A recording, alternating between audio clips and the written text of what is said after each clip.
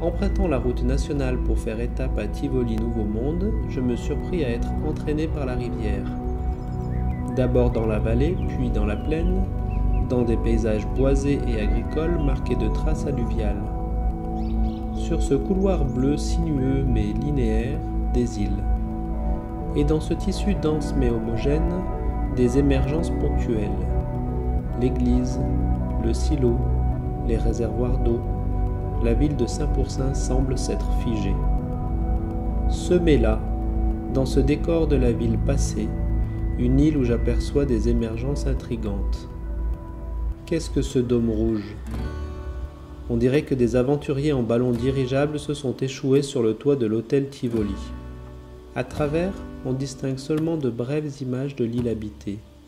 Je cherche à en voir davantage, mais derrière moi, sous une tente, encore des filtres. Cette fois, j'aperçois des danseuses. Et puis là, une autre maison en chantier. Dans la journée, j'ai croisé le chemin enherbé de jeunes filles transportant des bâches. Peut-être venaient-elles recouvrir une autre maison. Intrigué, je suis entré sous cette toile. Je cherchais à descendre sur l'île, et ma curiosité m'y a emporté. C'est, en effet, à travers cet édifice que se fait le passage à l'autre monde. J'emprunte une rampe. J'atterris, comme de nulle part, sous une galerie qui semble sans fin, mais toujours en déconstruction. Des gens creusent.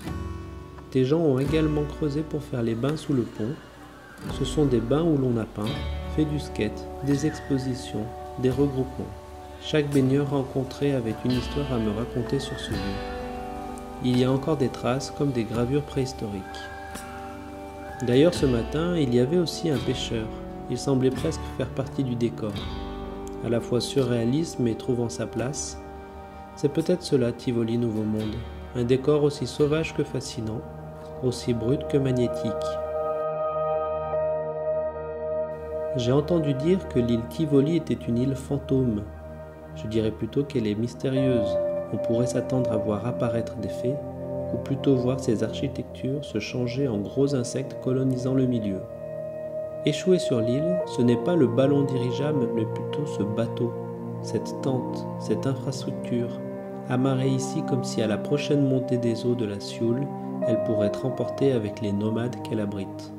C'est là que j'ai séjourné. J'ai croisé une baleine, échouée elle aussi, une dame faisant sa lessive, des enfants en regardant un film. Il me semble qu'ils présentaient leurs activités de la journée. Je les avais croisés.